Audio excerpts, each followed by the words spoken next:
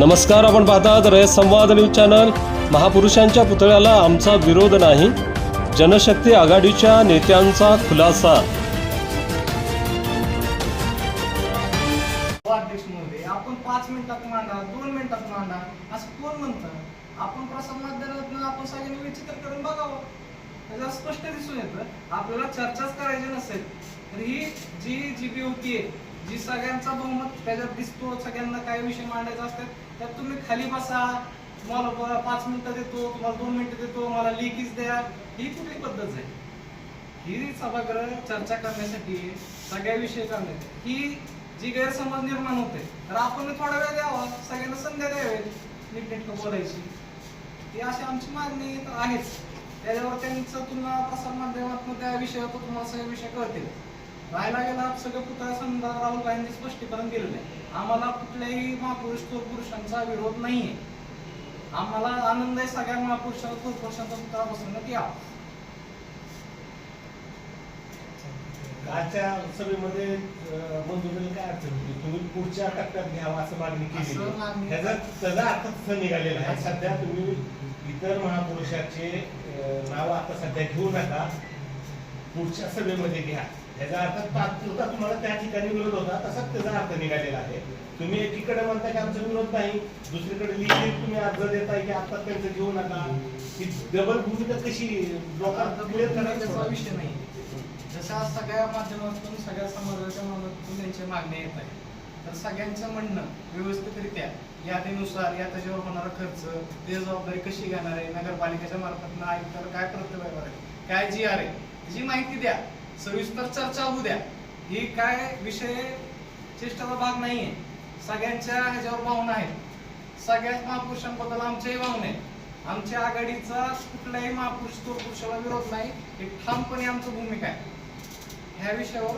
त्याच्यामुळे ही जाणून बुजून असं काहीतरी दोघांचं नाव पुढे करणे, काहीतरी दोघांनीच फक्त बोलले, बाकी कोणच बोललो, अहो आपण बघा किती वेळ आपण बोलायला देत आहे, एक नगरसेवकाला आपण किती वेळ बोलताय, ही आमचं मागणी।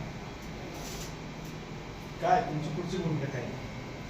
या भूमिकेत पुढच्या सभेत त्यांनी सगळे प्रस्ताव दाखल करण्यात यावे। सगळ्यांना आम्हाला महापुरुषांना संमती देणार सगळ्यात पहिलं प्रथम आमचं जनशक्ती नगर विकास आघाडीचं काम असेल, हे मी ठामपणे पुढच्या सभेमध्ये राहिलेल्या सर्व महापुरुषांच्या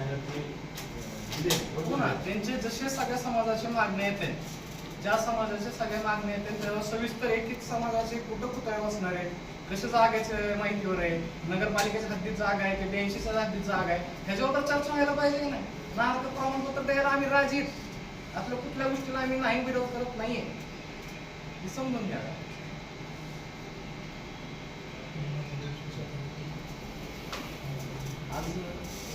अजून त्या बाजार ठेक्याचा विषय आहे, त्याच्यात पहिला प्रश्न असा होता या अजेंड्यामध्ये की मागील विषय वाचून कायम करण्याबाबत, त्यात मागील विषय वाचले जातात। मागील विषयामध्ये रिपीट बाजार ठेक्याचा प्रश्न उद्भवला।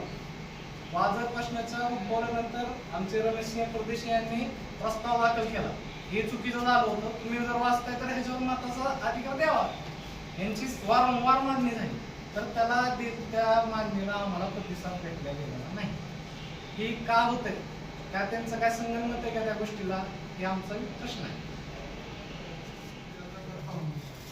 और हमारे जनशक्ति विकास आघाड़ी का शुक्रिया अदा करता हूँ कि एक मैं परंडा शहर का एक नागरिक इस नाते से बात कर रहा हूँ कि आज 4.5 साल हुआ मनीषा बड़े पल्ले का लाखों रुपए का भ्रष्टाचारी परंडे के अंदर होने वाला है।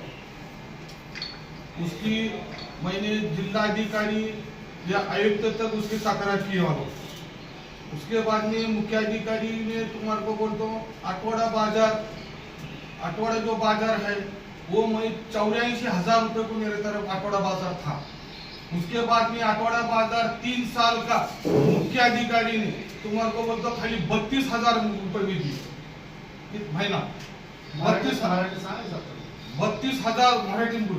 मराठीमध्ये सांगतो की 32,000 रुपयाला आठवडा बाजार केली मुख्याधिकारी यांनी लाच खाऊन पैसे खाऊन ते दुसऱ्याला दिलेले आहे, त्याचे सगळे पुरावे सुद्धा माझ्याकडे आहेत। दुसरी गोष्ट त्यांनी घनकचऱ्यामध्ये लाखो रुपयाचा भ्रष्टाचार केलेला, त्या ठिकाणी गाड्या नाहीत, नगरपालिकेचे वाहन वापरले, प्रशासन काळामध्ये कोट्या रुपयाचं भ्रष्टाचार झालेलं आहे.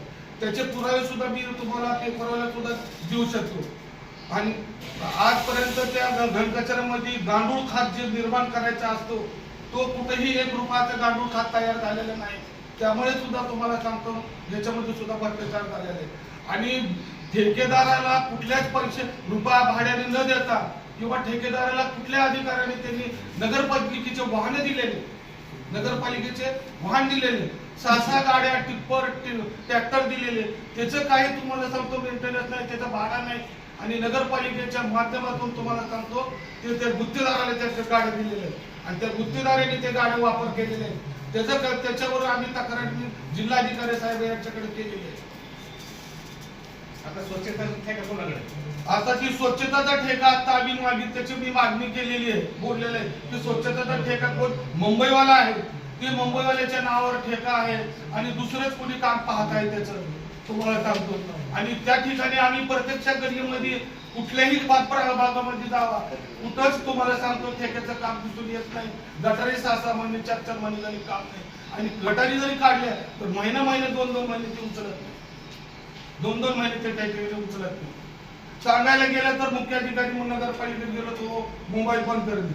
ते म्हणतात तुम्हाला काय बोलायचं आहे, मी गावाचा प्रथम नागरिक आहे, टॅक्स भरतो मी या गावाला. आणि ते म्हणते आम्हाला बोलायचं आणि तक्रार कोणाकडे बोलायची, तक्रार सांगायची म्हणून अध्यक्ष म्हणतात आम्हाला कडे बोलले.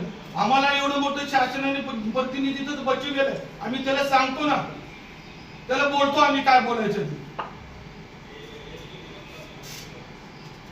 जर भ्रष्टाचाराची तुम्ही तक्रार केली आहे का? हा, भ्रष्टाचाराची तक्रार केली आहे. 4दा समिती नेमली त्याच्यावर, 4दा समिती नेमली.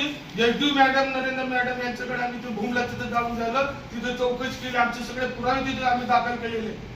यामधून तुम्हाला सांगतो त्याची आता कालच्या 2 तारखेला तिथे तुम्हाला सांगतो चौकशी समिती तिथे नेमलेली होती. आम्ही उस्मानाबादला त्या ठिकाणी गेलो आणि उस्मानाबादचा साहेब परत आला.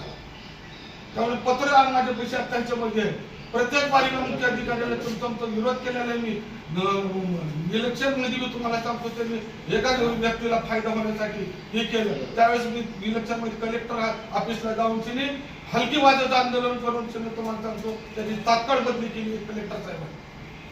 ही माझ्या विशिष्ट फोटो. तुम्ही कलेक्टर साहेबांना पुरावे दाखल केले ते सगळे टोटल पुरावे दाखल केलेत.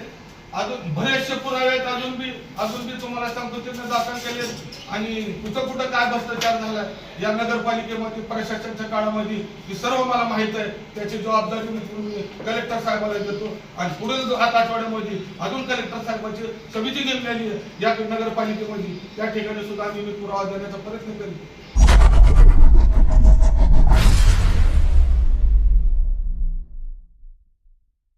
अशाच नवनवीन घडामोडींसाठी रयत संवाद न्यूज चॅनलला लाईक करा, शेअर करा आणि सबस्क्राईब करायला विसरू नका.